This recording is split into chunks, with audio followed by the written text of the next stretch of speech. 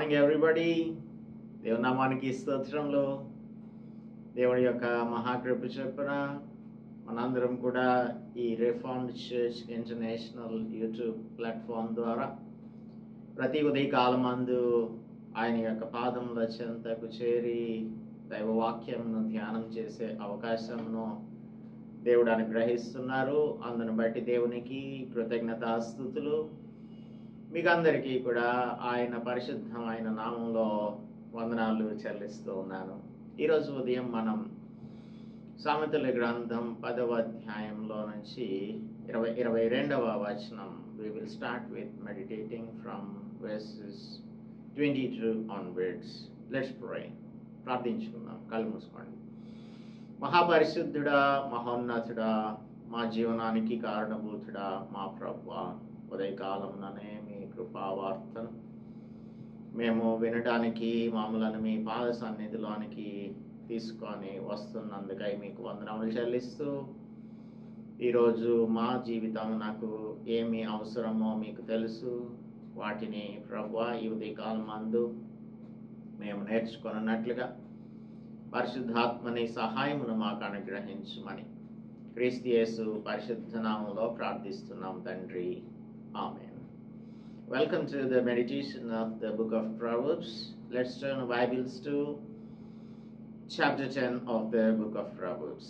10వ అధ్యాయంలో 22వ వచనం నుంచి మనం ధ్యానం చేద్దాం. ఈ 21 నుంచి 27 వచనాల వరకు కూడా ఈ భక్తిహీనతను ఎవరైతే భక్తిహీనులుగా ఉంటారో వారికి కలిగే పర్యవసానాలేంటి, దేవుని యొక్క మార్గంలో నడిచే వారికి ఎటువంటి బెనిఫిట్స్ ఉంటాయి.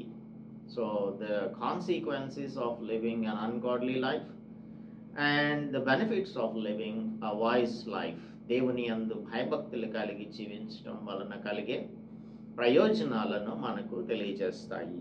నిన్నటి దినమందు 21వ వచనం వరకు ధ్యానం చేశాము. ఈరోజు 22 నుంచి ధ్యానం చేద్దాం. యెహోవా ఆశీర్వాదము ఐశ్వర్యము ఇచ్చును, నరుల కష్టం చేత ఆ ఆశీర్వాదం ఎక్కువ కాదు. చెడు పనులు చేయుట బుద్ధిహీనునికి ఆటగానున్నది, అవివేకికి జ్ఞాన పరిశ్రమ చేయుట అట్టిదే. భక్తిహీనుడు దేనికి భయపడనో అదే వాని మీదికి వచ్చును, నీతిమంతులు ఆశించున్నది వారికి దొరుకును. సుడిగాలి వీచగా భక్తిహీనుడు లేకపోవును, నీతిమంతుడు నిత్యము నిలిచి కట్టడం వలె ఉన్నాడు. సోమరి తనను పనిపెట్టు వారికి పండ్లకు పులుసు వంటివాడు, కండ్లకు పొగ వంటివాడు. యెహోవా యందు భయభక్తులు కలిగి ఉండుట దీర్ఘాయువునకు కారణము, భక్తిహీనుల ఆయుష్ తక్కువైపోవును. దేవుడు తన పరిశుద్ధ వాక్యము మన వినికిడిలో దీవించునుగాక. ఈ 21 నుంచి 27 వచనాలలో మనం అనుకుంటున్నట్టుగానే from starting from the chapter 10, we see the Proverbs of Solomon, antithetical parallelism ని మనము చూస్తున్నాము. ఈ ప్యారలలిజం అంటే సమాంతరత ఏంటి అంటే, వచనం యొక్క మొదటి భాగంలో పాజిటివ్ థింగ్ ఉంటుంది, దానికి అపోజిట్గా నెగటివ్ థింగ్ ఉంటుంది. అంటే నీతిమంతుని గురించి మొదటి వాక్యం మాట్లాడితే భక్తిహీనుని గురించి రెండవ సెంటెన్స్ మాట్లాడుతుంది. This is called antithetical parallelism.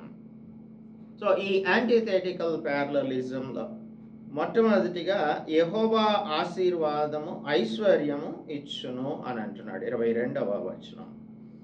యెహోవా ఆశీర్వాదము ఐశ్వర్యము ఇచ్చును. యెహోవా ఆశీర్వాదము ఐశ్వర్యమును ఇస్తాడు.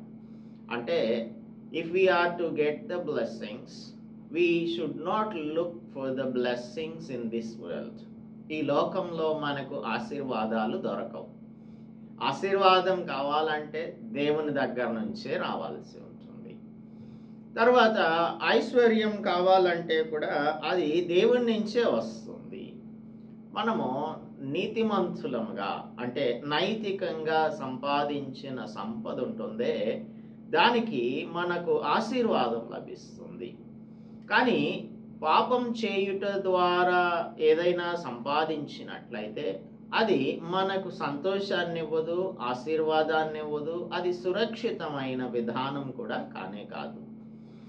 ఇజ్రాయేలీలకు మోషే దేవుని యొక్క మాటలను తెలియజేస్తూ 8వ అధ్యాయంలో మీరు పాలు తేనెలు ప్రవహించు దేశమును అనగా వాగ్దాన భూమిని స్వతంత్రించుకోబోతున్నారు.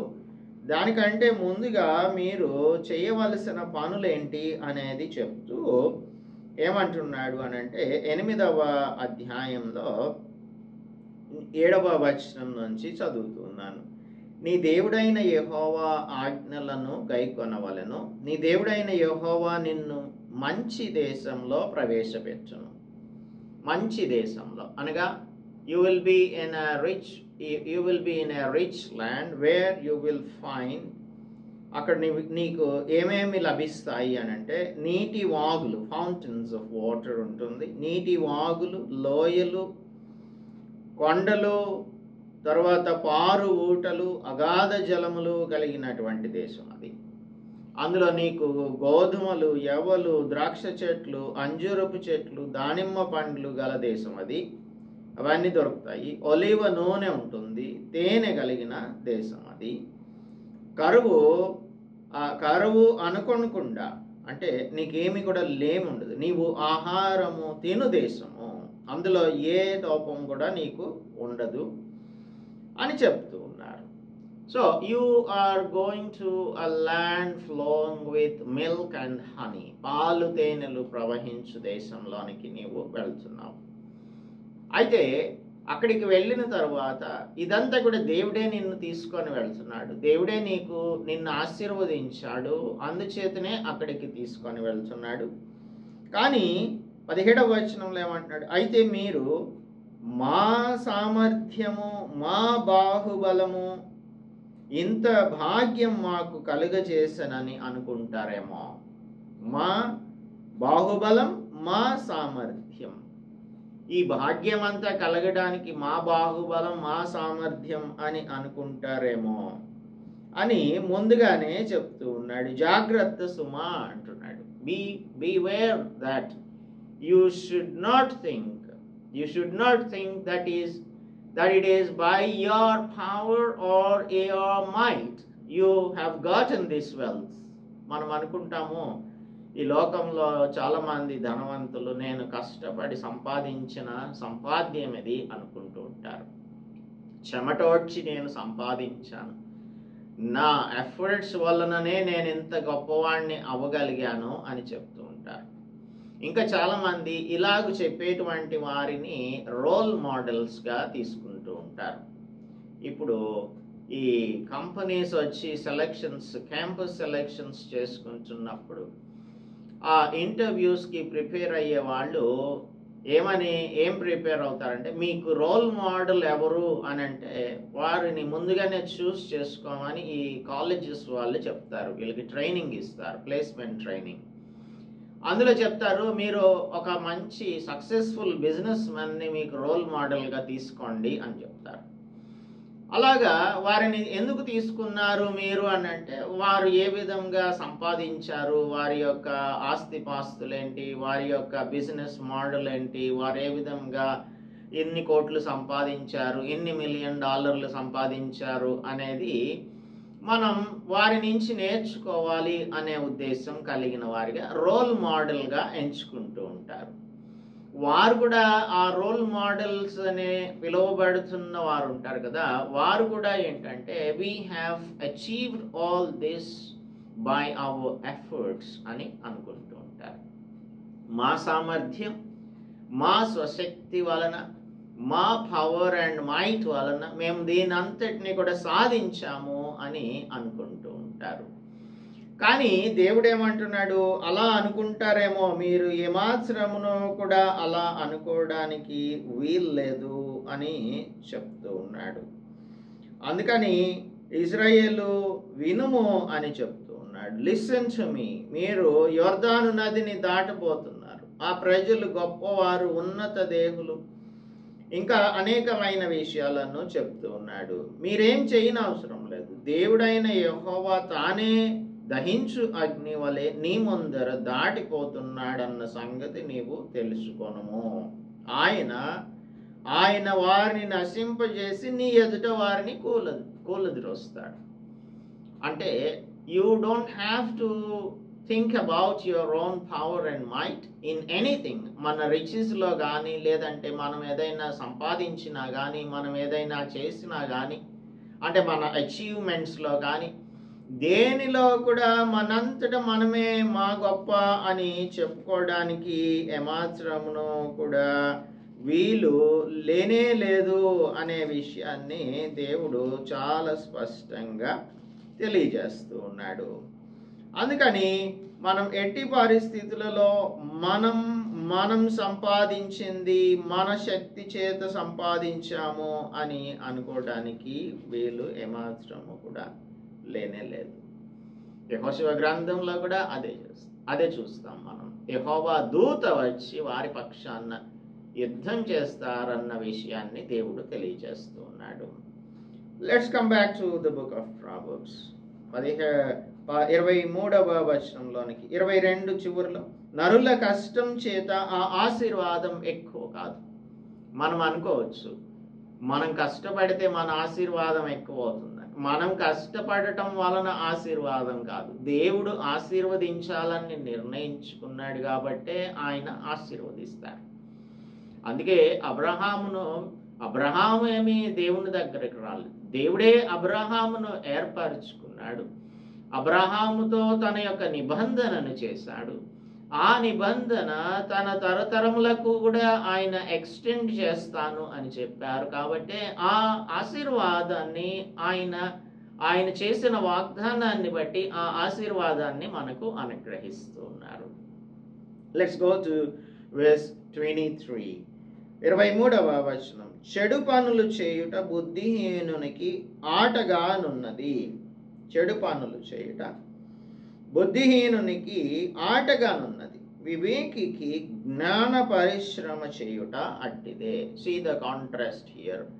భక్తిహీనతలో ఉన్న వారికి లేదంటే భక్తిహీనతకు, మూర్ఖత్వానికి స్పష్టమైన ఒక ఎగ్జాంపుల్ ఇవ్వాలి అంటే వారు ఏం చేస్తారంటే they treat sin and abuse of others funny. ఇతరులను అపహసించటం, పరిహరించటం, పాపం చేయటం, ఇతరులను మోసం చేసి భలే మోసం చేశామే అని అనుకోవడం, ఇవన్నీ కూడా భక్తిహీనులకు ఆటలాగా ఉంటుంది. It looks like a sport for them. ఇది వారికి ఆటలాగా అనిపిస్తుంది. They take pleasure in transgressing the commandments of the Lord. దేవుని ఆజ్ఞలను మీరడంలో, దేవుని యొక్క ఆజ్ఞలను పాటించకపోవడంలో ప్లెజర్ ఉందని వీరు అనుకుంటూ ఉంటారు. They think that sin is an entertainment for them. ఇది ఒక ఆట వస్తువులాగా పాపాన్ని వారు వినియోగించుకుంటూ ఉంటారు. కానీ యూదా పత్రికలో 1వ అధ్యాయం ఉంటుంది కదా, అందులో 15వ వచనంలో భక్తిహీనులందరినీ కూడా తీర్పు తీర్చడానికి ప్రభువు వేవేల పరివారములతో వస్తాడు అని ఉంటుంది. వేవేల దూతల పరివారంతో, పరిశుద్ధుల పరివారంతో భక్తిహీనులందరికీ కూడా తీర్పు చేయడానికి వస్తారు. 17వ వచనంలో అంటాడు, భక్తిహీనమైన దురాశల చొప్పున నడుచు పరిహాసకులందరూ. భక్తిహీనమైన దురాశల చొప్పున నడుచు పరిహాసకులందరూ. పరిహాసకులు అంటే those who make fun of people, those who make fun by committing sins. వారిని జడ్జ్ చేయడానికి, వారు ప్రకృతి సంబంధమైన వారు, వారిలో దేవుని యొక్క ఆత్మ లేదు అని చెప్తారు యూదా పత్రికలో. యూదా, if we read 15, 17 and 19 verses. So ఇటువంటి పరిహాసకులందరూ కూడా ప్రకృతి సంబంధమైన వారు. ఈ ప్రకృతి సంబంధమైన వారిలో దేవుని యొక్క ఆత్మ ఉండదు. అందుకే పాపం వారికి పరిహాసంగా ఉంటుంది. కానీ జ్ఞానవంతులైన వారు ఏం చేస్తారంటే they take pleasure in wisdom. జ్ఞానంలో వారు ఆనందించే వారిగా ఉంటారు. జ్ఞానంలో డిలైట్ఫుల్గా వారు జీవించే వారిగా ఉంటారు. జ్ఞానికి జ్ఞాన పరిశ్రమ ఇది ఒక పరిశ్రమ లాంటిది. హార్డ్ వర్కింగ్ అన్నమాట. మనం జ్ఞానం కలిగి జీవించడం అనేది, దేవుని కలిగి జీవించడం అనేది ఒక పరిశ్రమ లాగా ఉంటుంది. దేవుని నేను సంతోషపెట్టాలి. నేనేం చేసినా కూడా నా జీవితంలో దేవుని నామమును మాత్రమే నేను ఘనపరిచే విధంగా జీవించాలి అని ఆలోచన చేస్తూ ఉంటాడు జ్ఞాని. అందుకే he delights in what he does right in the sight of God. దేవుని దృష్టిలో ఏది సరి అయినది అనే విషయాన్ని దేవుడు అనుగ్రహించిన జ్ఞానంతో ఆలోచన చేస్తాడు. He understands the seriousness of sin. పాపం యొక్క పర్యవసానాలు ఎలా ఉంటాయి, పాపం ఎంత భయంకరమైనది, పాపం వలన వచ్చు జీతం ఏంటి, దాని వలన వచ్చు జీతం మరణం అని చెప్పేసి he will not be entangled by the worldly attractions. ఈ లోక సంబంధమైన విషయాలలో తాను ఎప్పుడు కూడా ఆకర్షితుడు కానేరడు. యాకోబు పత్రికలో మనం చదువుకుంటాము, మనము మన స్వకీయ దురాశల చేత ఈడవబడిన వారంగా పాపంలో పడిపోతాము అని అంటాడు. మన యొక్క స్వకీయ దురాశల వలన మనం పాపంలో పడిపోతాము. So we will be entangled. 14th verse 1:14. ప్రతివాడును తన స్వకీయమైన దురాశ చేత ఈడవబడి, నీతిమంతులైతేనేమో వారి యొక్క స్వకీయమైన దురాశలు ఉండవు. ఎందుకంటే దైవ సంబంధమైన క్రియలు చేసే వారిలో చెడ్డ ఆశలు ఉండవు, అంత పరిశుద్ధమైన ఆశలు ఉంటాయి. దురాశల చేత ఈడవబడే వారిగా ఉండరు, మరులు కొల్పబడే వారిగా ఏమాత్రమును కూడా ఉండరు నీతిమంతులు. కానీ భక్తిహీనులైతే వారు ఈ దురాశ చేత ఈడవబడిన వారై, మరులు కొల్పబడిన వారై శోధించబడతారు. అందుచేత ఈ భక్తిహీనులైనటువంటి వారికి పాపం ఒక ఆటలాగా ఉంటుంది. అదే దేవుని బిడ్డలైన వారికి, నీతివంతులైన వారికి పాపం అసహ్యంగా ఉంటుంది. అది భయంకరంగా కనిపిస్తుంది. అమ్మో, దీని జోలికి నేను వెళ్తే నా పని అయిపోతుంది. I will be thrown into the lake of fire. Why should I? ఎందుకు నేను ఆ నిత్యం మండుచున్న అగ్నిగుండంలో పడవేయబడాలి? I will not go there. I will go to heaven. దేవుని వద్దకు నేను వెళ్తాను. అక్కడ యుగ యుగములు తరతరములు కూడా దేవునితో సంతోషించాలి అనే ఒక గోల్ ఉంటుంది కనుక ఆ గోల్ మనలను దేవుని వైపు చూస్తూ నడిచేలాగా చేస్తుంది. 24వ వచనం చూద్దాం. 24వ వచనం. భక్తిహీనుడు దేనికి భయపడునో అదే వాని మీదికి వచ్చు, నీతిమంతులు ఆశించున్నది వారికి దొరుకును. భక్తిహీనులు భక్తిహీనతలో జీవిస్తూ, వికిడ్నెస్లో జీవిస్తూ వారికి తెలియదని అనుకుంటున్నారా? వారి కాన్షియన్స్కి తెలుసు, మనస్సాక్షి ఉంటుందే, మనస్సాక్షి వారిని గద్దిస్తూనే ఉంటుంది. కానీ మనస్సాక్షిని సప్రెస్ చేసేస్తారు. ఈవిల్ థింగ్స్ వారిని డామినేట్ చేసేస్తూ ఉంటాయి. ధనాపేక్ష వారిని డామినేట్ చేసేస్తూ ఉంటుంది. పాపం వారిని డామినేట్ చేస్తూ ఉంటుంది. అందుకని వారు ఎట్టి పరిస్థితుల్లోనూ భయపడరని అనుకోవడానికి లేదు. వారు భయపడతారు. ఏదో ఒక రోజు నా పని పడతాడు దేవుడు అని అనుకుంటారు. అయితే దేవునికి లోబడేటువంటి వారిగా ఉండరు. భక్తిహీనుడు దేనికి భయపడతాడో అది వాని మీదకి వస్తుంది. నన్ను నరకంలో పడేస్తారేమో అన్న సంగతి వారికి తెలియదని అనుకుంటూ ఉన్నారా? ఒక day, one day is fixed. A day is fixed for judgment. అది Acts chapter 17 verse 31 మనకు తెలియజేస్తుంది. అదేంటంటే ఒకానొక రోజున దేవుడు తీర్పు తీరుస్తాడు. ఆ తీర్పు మనకు రెవల్యూషన్ చాప్టర్ 20లో గ్రేట్ వైట్ థ్రోన్ జడ్జ్మెంట్ ఉంటుంది. 10వ వచనం నుంచి చూసినట్టయితే 20:10 నుంచి చూసినట్టయితే వారిని మోసపరిచిన అపవాది, అంటే ఈ భక్తిహీనులను వారిని మోసపరిచిన అపవాది అగ్నిగంధకములు గల గుండంలో పడవేయబడి నచ్చట క్రూరమును అబద్ధ ప్రవక్తి ఉన్నారు. వారు యుగ యుగములు రాత్రింపగళ్ళు బాధింపబడు. మరియు ధవళమైన మహాసింహాసనమును దానియందు ఆసీనుడయ్యున్న యొక్కనిని చూచితిని. భూమి ఆకాశములు ఆయన సముఖము నుండి పారిపోయెను. వాటికి నిలువ చోటు లేకపోయాను, కనబడకపోయాను. మరియు గొప్పవారేమి కొద్దివారేమి మృతులైన వారందరూ ఆ సింహాసనం ఎదుట నిలువబడి ఉండుట చూచితిని. అప్పుడు గ్రంథములు విప్పబడెను, మరియు జీవ గ్రంథమను వేరొక గ్రంథం విప్పబడెను. ఆ గ్రంథముల యందు వ్రాయబడి ఉన్న వాటిని బట్టి తమ క్రియల చొప్పున మృతులు తీర్పు పొందిరి. సముద్రం తనలో ఉన్న మృతులను అప్పగించెను. మరణమును పాతాళ లోకమును వాటి వశమునున్న మృతులను అప్పగించెను. వారిలో ప్రతివాడు తన క్రియల చొప్పున తీర్పు పొందెను. మరణమును మృతుల లోకమును అగ్నిగుండంలో పడవేయబడును. ఈ అగ్నిగుండం రెండవ మరణం. ఎవని పేరైనను జీవ గ్రంథమందు వ్రాయబడినట్టు కనబడని ఎడలవాడు అగ్నిగుండంలో పడవేయబడెను. So they will be thrown into the lake of fire. Unrighteous will be thrown into the lake of fire, but the righteous will be rewarded with heaven and the good things in heaven. వారికి పరలోక రాజ్యంలో ప్రవేశం కలుగుతుంది. అనగా నీతిమంతులమై జీవించే మనకు, నీతిమంతులంగా జీవిస్తేనే we will be taken into heaven.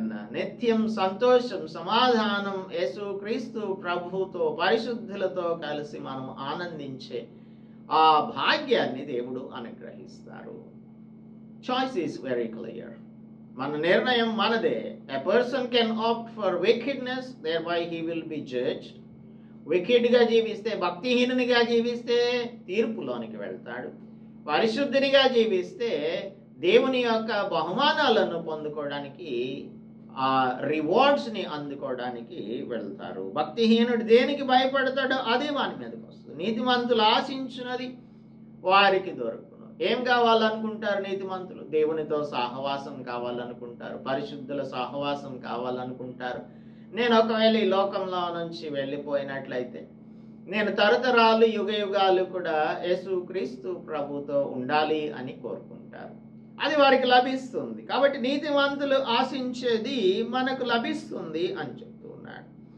25వ వచనం, సుడిగాలి వీచగా భక్తిహీనుడు లేకపోవును, నీతిమంతుడు నిత్యము నిలుచు కట్టడం వలె ఉన్నాడు. We see this in Matthew chapter 7. మత్తయి సువార్త 7వ అధ్యాయంలో బుద్ధిహీనుడు, బుద్ధిమంతుడు వారు ఇల్లు కట్టుకున్నారు. బండ మీద ఇల్లు కట్టుకున్నవాడు బుద్ధిమంతుడు పోలి ఉన్నాడు. వానలు వచ్చాయి, వరదలు వచ్చాయి, గాలి విసిరి ఆ ఇంటి మీద కొట్టినప్పటికీ కూడా దానికి ఏమీ అవ్వలేదు. అది నిలిచి ఉంది. ఎందుకంటే బండ మీద కట్టబడింది, స్ట్రాంగ్ ఫౌండేషన్ ఉంది కాబట్టి. సుడిగాలి వీచగా, గాలి విసిరి కొట్టగా, 7వ అధ్యాయం చూద్దాము. మాథ్యూ చాప్టర్ 7లో, మాథ్యూ చాప్టర్ 7 దాని పునాది బండ మీద వేయబడిన గనక అది పడలేదు. అంటే దేవుని యొక్క మాటలు విని వాటి చొప్పున చేయు ప్రతివాడు కూడా ఈ విధంగా ఉంటాడు. చేయని వాడు ఎలా ఉంటాడు? ఇసుక మీద ఇల్లు కట్టుకొని బుద్ధిహీనుని వలె ఉంటాడు. వాన కురిసెను, వరదలు వచ్చెను, గాలి విసిరి ఆ ఇంటి మీద కొట్టెను, అప్పుడు అది కూలబడెను, దాని పాటు గొప్పది అని చెప్పాడు. సో సుడిగాలి వీచగా ఏమవుతుంది? భక్తిహీనుడు లేకుండా పోతాడు. ఇల్లు పోయిందంటే వాడు కూడా పోతాడు కదా. నీతిమంతుడు నిత్యము నిలుచు కట్టడం వలె ఉన్నాడు. నీతిమంతుడు నిత్యం నిలుచు. ఎందుకు? The foundation is on lord Jesus Christ. యేసుక్రీస్తు ప్రభు అనే బండ మీద కట్టుకున్న ఇల్లు నిలబడుతుంది. verse 25 అనేది ఒక కామన్ సెన్స్ టీచింగ్ అని మనము చెప్పాల్సి ఉంటుంది. ఇంకొకటి ఆల్టర్నేటివ్ ఎక్స్ప్లెనేషన్, దీనికి ఒక ఫిగరేటివ్ డిపిక్షన్ ఏంటంటే, it is like the judgement that is gonna be given. ఇప్పుడు మనం అనుకున్నాం కదా, రెవల్యూషన్ చాప్టర్ 20 verse 15లో నీతిమంతులైనటువంటి వారికేమో రివార్డ్ ఇవ్వబడుతుంది, భక్తిహీనులైనటువంటి వారు అగ్నిగుండంలో పడవేయబడతారు, అగ్నిగుండంలో. సో వాడు లేకుండా పోతాడు అని అంటే, when the judgment day comes he will not be there. ఎందుకంటే ఎగ్జిస్టెన్స్లో ఉండడు, వాడు నరకంలో పడవేయబడతాడు. సోమరి 26వ వచనం, సోమరి తనను పనిపెట్టు వారికి, అంటే ఒక ఎంప్లాయర్ దగ్గర ఒక స్లగర్డ్ ఉన్నాడు అనుకోండి, అంటే సోమరి అయినటువంటి వాడు ఉంటే, వాడు తన యజమానికి పండ్లకు పులుసు వంటి వాడు, కండ్లకు పొగ వంటి వాడు. అంటే పులుసు అంటే ఇక్కడ మనకి తెలుగులో పులుసు అని ఉంది, కానీ వెనిగర్ అని ఉంటుంది, వెనిగర్ లాంటి వాడు. ఈ వెనిగర్ ఎవరైనా ఎప్పుడైనా తాగి చూస్తే తెలుస్తుంది అది ఎలా ఉంటుందో, పళ్ళు ఎలాగ ఫీల్ అవుతాయి అనేది. పండ్లకు పులుసు వంటి వాడు. పొగ వస్తుంది అనుకోండి, అబ్బా భలే ఉంది అని అనం కదా మనం. పొగ వస్తే కళ్ళు నలుపుకుంటూ ఉంటాం. సో వి ఫీల్ అన్కంఫర్టబుల్గా ఫీల్ అవుతాం. సో ఈ భక్తిహీనుడు అనేటువంటి వాడు, లేదు అంటే సోమరి అయినటువంటి వాడు, తన యజమానునికి పండ్లకు పులుసులాగా ఉంటాడు, కండ్లకు పొగలాగా ఉంటాడు. మనం కూడా అంతే. దేవుడు మనలను ఆయన యొక్క గ్రేట్ కమిషన్ ఇచ్చి పంపించారు. మీరు సర్వలోకమునకు వెళ్ళి సర్వ సృష్టికి సువార్తను ప్రకటించమని చెప్పారు. మరి దేవుడిచ్చినటువంటి ఆ కమిషన్, గ్రేట్ కమిషన్ని మనము నిజంగా క్రైస్తవులైన వారు ఫాలో అయినట్టయితే ఇప్పటికి 2000 సంవత్సరాలు అయినా కూడా అనేక మందికి దేవుని యొక్క సువార్త ప్రకటించబడలేదు. అంటే మనం చురుకుగా ఉంటున్నామా, లేదంటే సోమరులంగా పనిచేస్తున్నామా? చురుకుగా కనుక పనిచేసి ఉన్నట్టయితే ఈ పాటికి దేవుని యొక్క రాకడ, యేసు ప్రభు రాకడ వచ్చి ఉండేసేది. గలతీయులకు రాస్తున్నప్పుడు అపోస్తలుడు పౌలు 6:9లో చెప్తూ ఉన్నాడు, మనం అలయక మేలు చేసితిమేని తగిన కాలమందు పంటకు వస్తాం. అలయకుండా పని చేస్తే పంట కాలంలో పంట వస్తుంది. కానీ పంట రాకపోవడానికి కారణం ఏంటి? మనం సరిగా పని చేయటం లేదని. అందుకే అంటాడు, సమయము దొరికిన కొలది అందరి ఎడల మేలు చేయుము అని అంటాడు, మేలు చేయుదము అంటాడు. అంటే మేలు చేయడం అంటే ఏంటి? దేవుని యొక్క సువార్తను ప్రకటించడం. కొరింథీయులకు రాస్తున్నటువంటి పత్రికలో మొదటి పత్రిక 15వ అధ్యాయం 58వ వచనంలో అపోస్తలుడు పౌలు చెప్తూ ఉన్నాడు, 15:58, I mean the last verse of chapter 15. కాగా నా ప్రియ సహోదరులారా, మీ ప్రయాసం ప్రభునందు వ్యర్థం కాదని ఎరిగి స్థిరులను కదలని వారును ప్రభువు కార్యాభివృద్ధి యందు ఎప్పటికీ ఆసక్తులై ఉండుడి. దేవుని పని చేసే విషయంలో ఆసక్తి కలిగిన వారంగా ఉండాలి. Abound in the work of the lord, knowing that your labor is not in vain in the Lord, in God. So దేవుని కోసం మనం పని చేస్తే దాని వలన మనకు రివార్డ్సే వస్తాయి, కానీ ఎక్కడ కూడా మనం చేసిన దానిని ఎందుకు చేశామా అని అనుకునే పరిస్థితి రానే రాదు. 27వ వచనం చదువుతున్నాను. యెహోవా యందు భయభక్తులు కలిగి ఉండుట దీర్ఘాయువునకు కారణము, భక్తిహీనుల ఆయుష్ తక్కువైపోవును. దేవునికి భయపడేటువంటి వాడు దేవునికి తన యొక్క జీవితమును సజీవ యాగంగా సమర్పించుకునేవానిగా ఉంటాడు. As it is written in the book of Romans chapter 12:2లో, పరిశుద్ధమును దేవునికి అనుకూలమును అయిన సజీవ యాగంగా మన శరీరములను దేవునికి సమర్పించుకునే వారంగా ఉంటాము.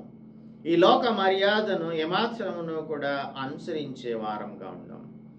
సో దేవునికి భయపడేటువంటి వాడు సజీవ యాగంగా తన యొక్క జీవితాన్ని దేవునికి అర్పించుకొని జీవిస్తాడు. అలాగనే శరీరంలో ఎటువంటి పాపమునకు కూడా తావు లేకుండా జీవిస్తాడు. 6:12లో రోమియోలకు రాసిన పత్రికే, మరియు కాబట్టి శరీర దురాశలకు లోబడినట్లుగా చావునకు లోనైన మీ శరీరమందు పాపమును ఏలనీయకుడి అనే కమాండ్మెంట్ ఉంది. మన శరీరములలో పాపమునకు ఏమాత్రమును కూడా అప్పర్ హ్యాండ్ ఇచ్చే వారంగా ఉండం. మనలను పాపం ఏలేదిగా మన యొక్క జీవితాలు ఉండవు. దేవుని భయం కలిగినటువంటి వారు. అందుచేత మన యొక్క అవయవములు దుర్నీతి సాధనములుగా పాపమునకు అప్పగించకుండా మృతులలో నుండి సజీవులము అనుకొని మనలను మనమే దేవునికి అప్పగించుకుంటాము.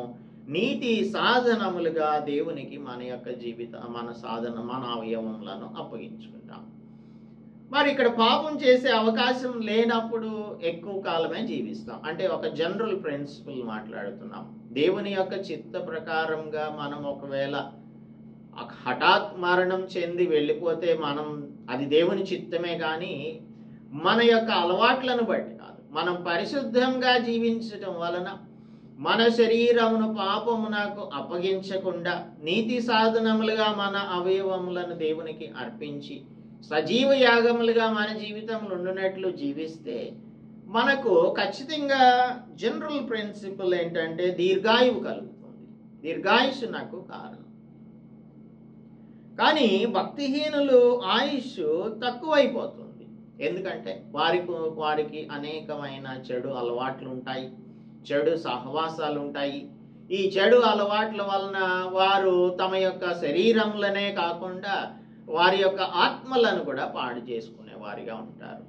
వారు పాడైపోవడం కాకుండా వారి కుటుంబాలను కూడా పాడు చేసేవారిగా, వారి స్నేహితులను వారి సన్నిహితులను కూడా పాడు చేసేవారిగా ఉంటారు.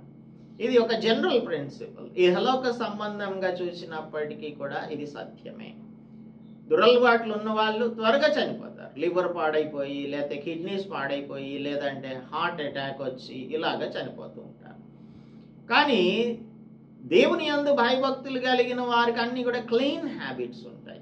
ఏదైనా జబ్బులు వచ్చి చనిపోవడం అని అంటే మన చేతుల్లో లేదు. అది దైవ చిత్తం లేకుండా ఏది కూడా జరగదు అనుకోండి దేవుని యొక్క బిడ్డలైన వారికి.